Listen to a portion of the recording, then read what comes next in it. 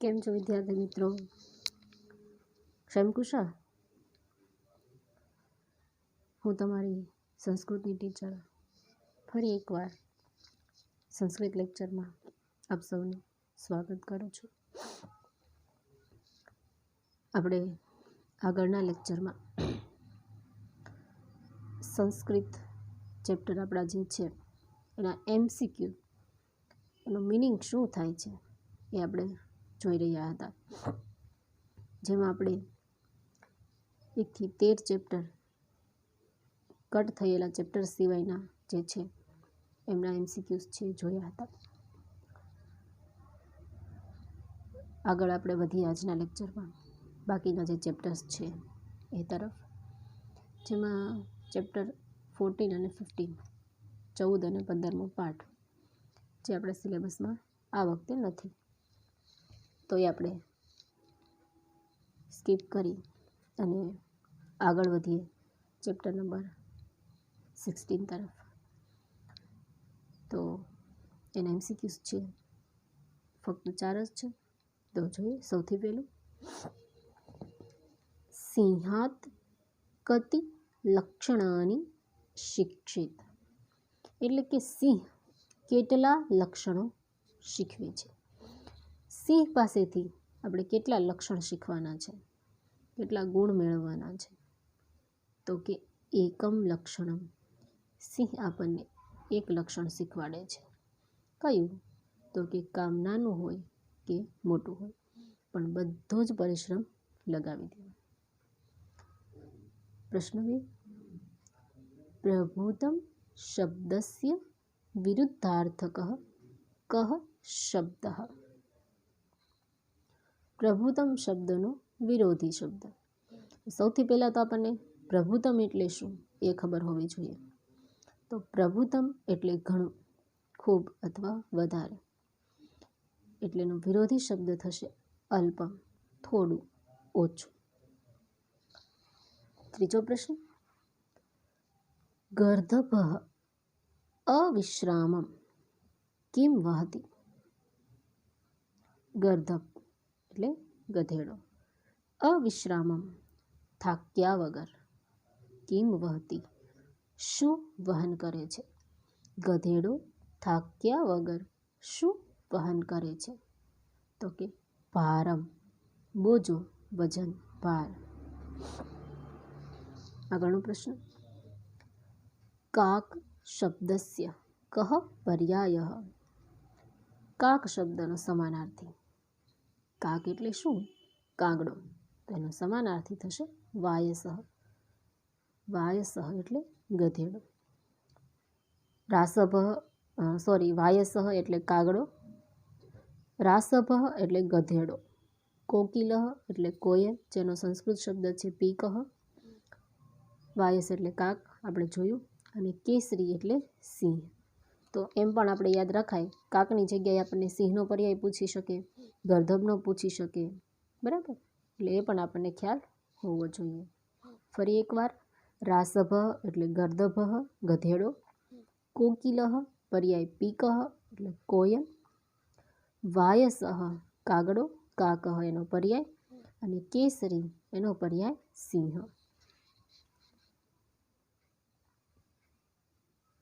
પાઠ 17 પહેલું MCQ,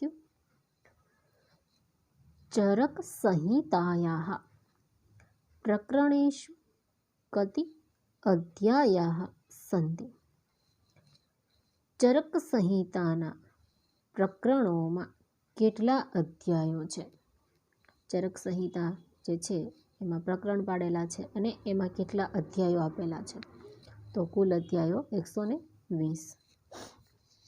બીજો પ્રશ્ન, હિત આહાર વિહાર સેવી નરઃ કીદૃશો ભવતિ. તો કે ભાઈ હિતકારી આહાર અને વિહારનું સેવન કરનાર નર એટલે માણસ કેવો બને છે? તો જવાબ છે અરોગી. અરોગીનો વિરોધાર્થી અરોગીનો સમાનાર્થી એટલે તંદુરસ્ત. જે હિતકારી હોય, સારું હોય એવો આહાર લે અને એવો વિહાર કરે તો એવો મનુષ્ય હંમેશા તંદુરસ્ત રહે છે, અરોગી રહે છે, રોગોથી દૂર રહે છે. પાઠ જ્યારે સમજશું એટલે સમજાઈ જશે.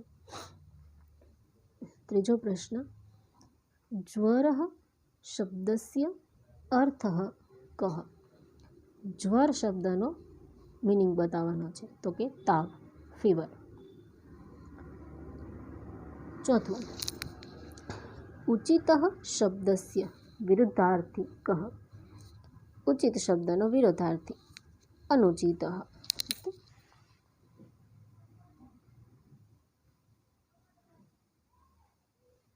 પાંચમો પ્રશ્ન, રોગરહિત શબ્દસ્ય સમાસ પ્રકારમ લેખત. રોગરહિત શબ્દ છે એનો સમાસ દર્શાવવાનો છે, તો રોગથી રહિત એનો વિગ્રહ કરો, અલગ પાડો તો રોગથી રહિત એટલે તૃતીયા તત્પુરુષ. રોગેણ રહિત, રોગથી રહિત. એવી રીતે તમે શબ્દ યાદ રાખજો એટલે તમને ચોક્કસ સમાસ છે એ આવડી જશે. પછીનો પ્રશ્ન છે, કુત્રાપી શબ્દસ્ય યોગ્ય સંધિ વિચ્છેદમ દર્શયત. કુત્રાપી શબ્દ છે એનો યોગ્ય સંધિ વિચ્છેદ એટલે સંધિ છોડો. ઘણા બધા રૂપ આપ્યા છે, એના ભેગા કરો તો કુત્રાપી જ બને, પણ છૂટા કરવામાં અલગ અલગ આપ્યા છે. તો સાચું કયું છે? તો કુત્ર પ્લસ અપી, બી ઓપ્શન, કુત્ર પ્લસ અપી. બરાબર કે આ તો 17મો પાઠ.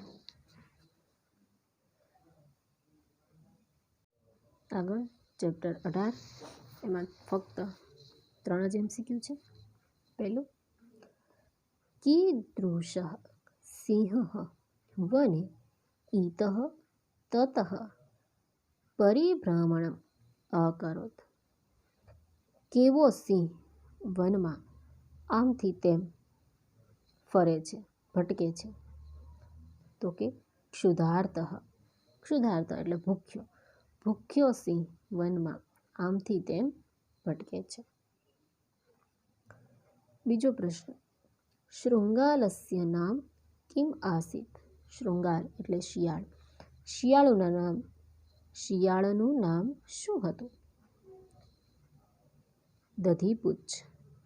દધીપુચ્છ એવું શિયાળનું નામ હતું. ત્રીજો સવાલ, શૃંગાલસ્ય ગુહાયામ કહ પ્રવિષ્ટઃ. શિયાળની ગુફામાં કોણ પ્રવેશ્યો? સિંહ. સિંહ છે એ શિયાળની ગુફામાં પ્રવેશે છે. 19, કંસમ કહ જઘાન. કંસને કોણે માર્યો? જઘાન એટલે માર્યો. કંસને કોણે માર્યો? કૃષ્ણ એટલે શ્રી કૃષ્ણએ માર્યો.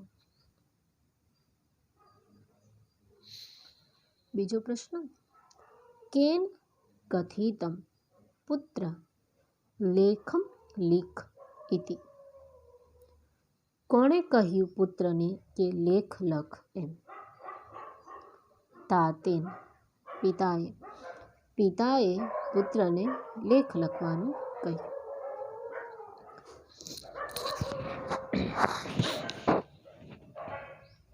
ત્રીજો પ્રશ્ન, રાજા કહ અભૂત ગુણોત્તમઃ.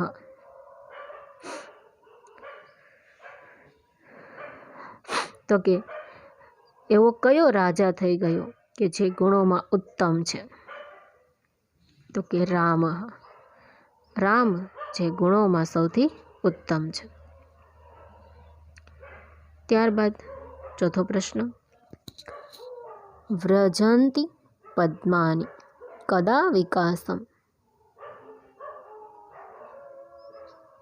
પુષ્પો છે, પાણીમાં કમળ છે, એ ક્યારે વિકાસ પામે છે? તો કે સૂર્યોદયે.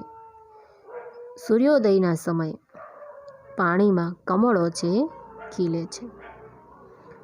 આગળનો પ્રશ્ન, એકઃ કેન ભક્ષિતઃ.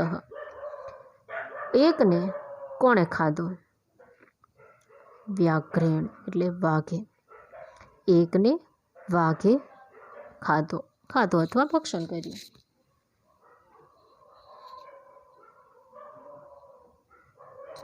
છેલ્લો પાઠ 20મો. પહેલો MCQ. સંસ્કૃત ભાષાયાં લક્ષ શ્લોક પરિમિતઃ ગ્રંથઃ કઃ? સંસ્કૃત ભાષામાં 1,00,000નું પ્રમાણ ધરાવતો ગ્રંથ કયો છે? તો કે મહાભારત. મહાભારત ગ્રંથ સંસ્કૃત ભાષાનો સૌથી મોટો ગ્રંથ છે કે એની અંદર જ 1,00,000 જેટલા શ્લોકો છે. બીજો પ્રશ્ન. સંસારસ્ય પ્રાચીનતમઃ ગ્રંથઃ ખાલી જગ્યા વર્તતે. સંસારનો પ્રાચીન ગ્રંથ ખાલી જગ્યા છે. કયો છે? ઋગ્વેદ. ઋગ્વેદ વિશ્વનો સૌથી પ્રાચીન ગ્રંથ છે. ત્રીજો પ્રશ્ન છે. મુખતઃ ઉચ્ચારણ કાલે કસ્ય સ્વર વર્ણસ્ય પ્રાદુર્ભાવઃ પ્રથમં ભવતિ? તો કે મુખથી જ્યારે ઉચ્ચારણ કરવામાં આવે ત્યારે કયા સ્વર વર્ણો છે એ સૌથી પહેલાં ઉચ્ચારાય છે? આપણે બોલવાનું શીખતા હોઈએ અથવા બોલતા હોઈએ તો સૌથી પહેલાં કયા વર્ણો છે, સ્વર વર્ણો છે કે એનું ઉચ્ચારણ થાય? તો એ છે અકારસ્ય એટલે અથી શરૂ થતા. જેમ કે આપણે કક્કો જોઈએ, અહીંયા સંસ્કૃત ભાષાની વાત થાય છે એટલે આમાં તમે ABCD ફેબીસીડીને ન કમ્પેર કરતા. સંસ્કૃત ભાષામાં આપણી સ્વર પેટી છે એનું બંધારણ જ એવું છે કે આપણે કોઈ પણ ઉચ્ચારણ કરીએ એટલે પહેલાં અકાર થાય. અને એટલા માટે જ જે વર્ણમાલા, જે કક્કો છે એની રચના પણ એવી રીતે થઈ છે. અ, આ, ઈ, ઉ, પછી ક, ખ, ગ.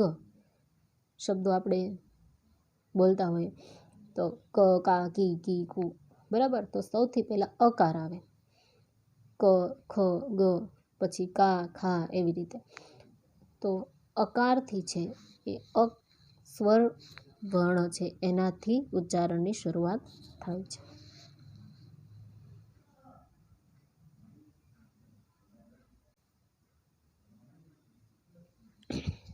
આગળનો પ્રશ્ન ચોથો.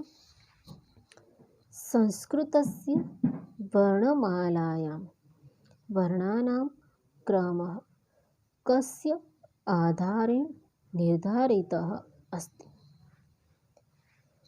સંસ્કૃત વર્ણમાળા એટલે સંસ્કૃતનો કક્કો, એમાં જે વર્ણો છે, અક્ષરો, એનો ક્રમ છે એ શેના આધારે નક્કી થયેલો છે?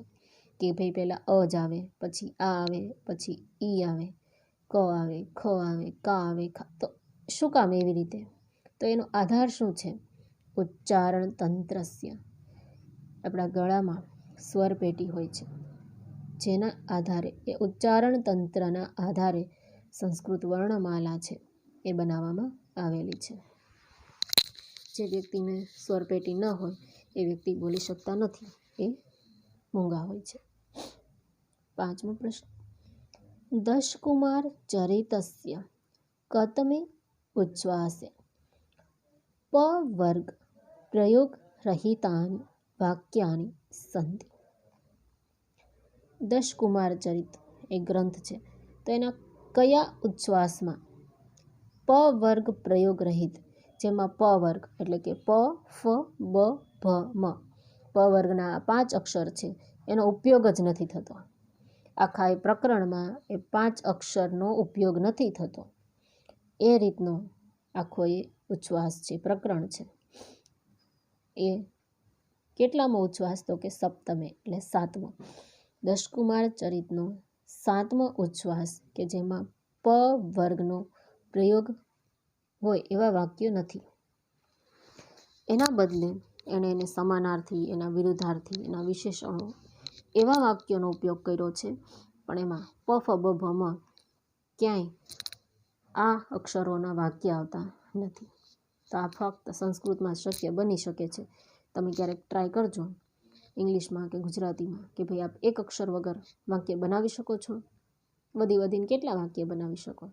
2, 4, અને તો આખું પ્રકરણ છે. એટલે આ બધી સંસ્કૃત ભાષાની વિશેષતાઓ છે જે આપણે 20મા પાઠમાં ભણવાની છે. આગળનો પ્રશ્ન છેલ્લો. પાણિનીના રચિતસ્ય વ્યાકરણસ્ય કિમ નામ? પાણિનીએ લખેલા વ્યાકરણનું નામ શું છે? અષ્ટાધ્યાયી. કેમ કે એમાં 8 અધ્યાય છે એટલે એને અષ્ટાધ્યાયી એવું નામ આપ્યું છે. પાણિની ઋષિ એક ઋષિ હતા, પણ એમણે સંસ્કૃતમાં અઢળક વ્યાકરણની રચના કરી છે અને એ વ્યાકરણ એમણે સૂત્ર સ્વરૂપે આપ્યું છે. અને એનો શિષ્ટ રૂપ તરીકે આપણે વ્યાકરણ છે એ ભણીએ છીએ. સૌથી વિસ્તૃત વ્યાપક વ્યાકરણ હોય તો એ પાણિનીનું વ્યાકરણ છે અને એ ગ્રંથનું નામ છે અષ્ટાધ્યાયી. તો અહીં આપણા 20 પાઠ એના MCQ છે, જેના મિનિંગ છે એ આપણે જવાબ સાથે જોઈએ. MCQs છે એના મિનિંગ જોઈ લીધા. હવે આપણે જે સંસ્કૃત ક્વેશ્ચન આન્સર્સ છે તો એ સંસ્કૃત ક્વેશ્ચન છે આન્સર સહિત એમના મિનિંગ પણ જોઈ લઈએ. સૌથી પહેલું પદ્ય જે છે તમે એમાં જોઈ શકો છો સ્ક્રીન પર કે ભાઈ ગુજરાતી તમને સાથે આપ્યું છે, પણ ફક્ત પહેલા ચેપ્ટરનું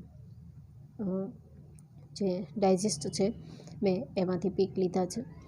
કેમ કે લખવા માટેનો સમય અત્યારે મારી પાસે નથી, એટલે મેં ડાયરેક્ટ નવનીતમાંથી જ ફોટા પાડી લીધા છે. ઘણા પાસે હશે, ઘણા પાસે નહીં હોય, અને હશે તો પણ ગુજરાતી મિનિંગ છે તો ફક્ત પહેલા ચેપ્ટરમાં જ આપ્યા છે, બીજામાં નથી આપ્યા. હું તમને દરેક ચેપ્ટર છે એના સંસ્કૃત પ્રશ્નો છે એમના ગુજરાતી મિનિંગ છે જણાવી દઉં, જેથી કરીને તમને સરળતાથી યાદ રહી શકે. તો સૌથી પહેલાં શરૂ કરીએ પહેલા કાવ્યથી. પહેલો પ્રશ્ન. કમ પુરોહિતમ ઈડે? કયા પુરોહિતની હું સ્તુતિ કરું છું? તો કે અગ્નિમ પુરોહિતમ ઈડે. અગ્નિ પુરોહિતની હું સ્તુતિ કરું છું.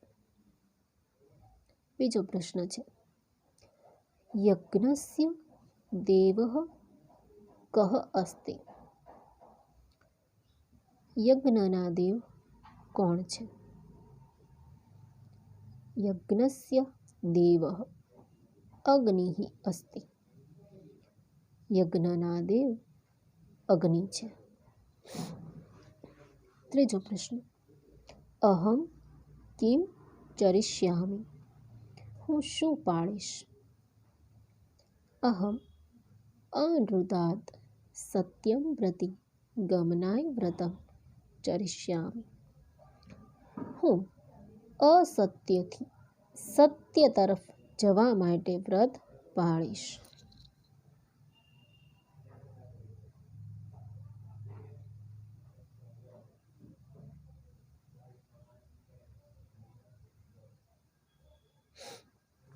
પછીનો પ્રશ્ન છે.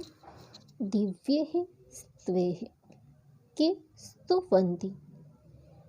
દિવ્ય સ્તોત્રો વડે કોણ સ્તુતિ કરે છે? તો કે બ્રહ્મા, વરુણ, ઇન્દ્ર, રુદ્ર, મરુત ચ દિવ્યેઃ સ્ત્વેઃ સ્તુવંતિ. બ્રહ્મા, વરુણ, ઇન્દ્ર, રુદ્ર અને અન્ય દેવો દિવ્ય સ્તોત્રોથી સ્તુતિ કરે છે. પાંચમો પ્રશ્ન. વયમ કમ શરણમ વ્રજામઃ? અમે કોને શરણે જઈએ છીએ? વયમ નિરાલંબમ ઈશમ શરણમ વ્રજામઃ. અમે આલંબન વિનાના ઈશને શરણે જઈએ છીએ.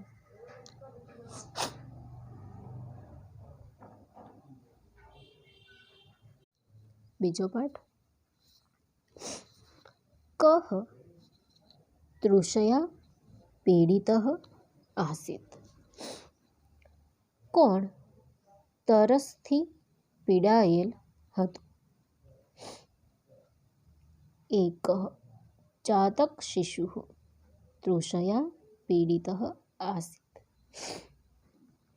એક ચાતકનું બાળ તરસથી પીડાયેલું હતું. બીજો પ્રશ્ન. ચાતક શિશુઃ કેમ પાતું ન અર્હતિ?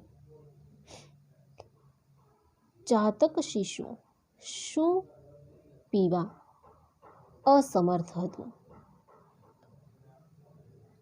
ચાતક શિશુ મેઘજલમ પાતું ન અર્હતિ. ચાતકનું બાળ વરસાદનું પાણી પીવા અસમર્થ હતું.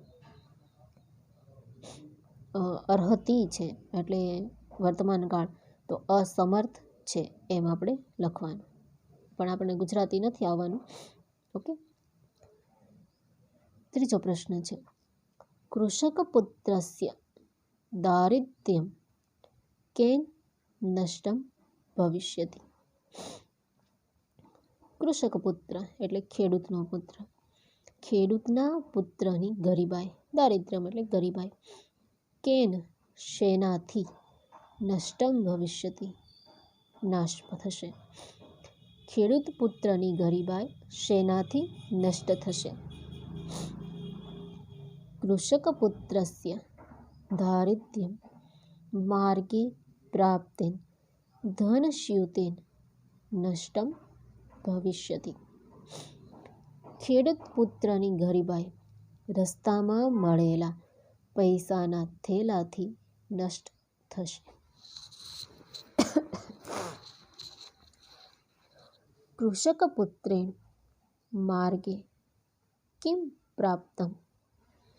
ખેડૂત પુત્રને રસ્તામાં શું મળ્યું? કૃષક પુત્રેણ માર્ગે ધનસ્યુતઃ પ્રાપ્તઃ. ખેડૂત પુત્રને રસ્તામાં પૈસાની થેલી મળી. શિશોઃ તૃષા કેન નષ્ટા. બાળકની તરસ શેનાથી નષ્ટ થઈ? શિશોઃ તૃષા મેઘજલસ્ય પાનેન નષ્ટા. બાળકની તરસ વરસાદના પાણી પીવાથી નષ્ટ થઈ.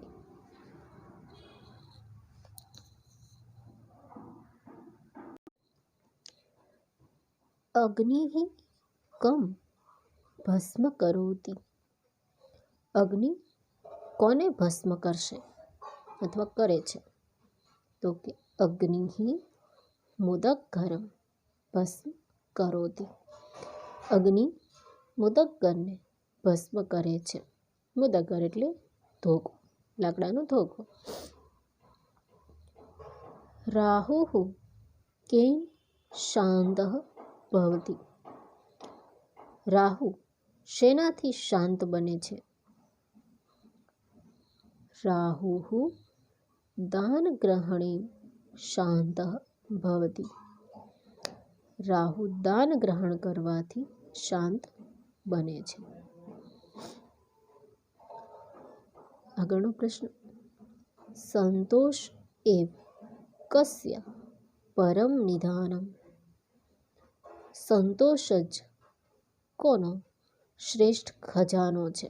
પરમ એટલે શ્રેષ્ઠ, નિધાનમ એટલે ખજાનો. તો સંતોષ જ એવ એટલે જ, સંતોષ જ કોનો શ્રેષ્ઠ ખજાનો છે? સંતોષ એવ પુરુષસ્ય પરમ નિધાનમ. સંતોષ જ પુરુષનો શ્રેષ્ઠ ખજાનો છે. ચોથો સવાલ, ભ્રમરઃ કુત્ર બંદી ભવતિ? ભ્રમર એટલે ભમરો ક્યાં બંદી બને છે, કેદી બને છે? ભ્રમરઃ પુષ્પસ્ય અંતર્ભાગે બંદી ભવતિ. ભમરો પુષ્પની અંદરના ભાગમાં બંદી બને છે.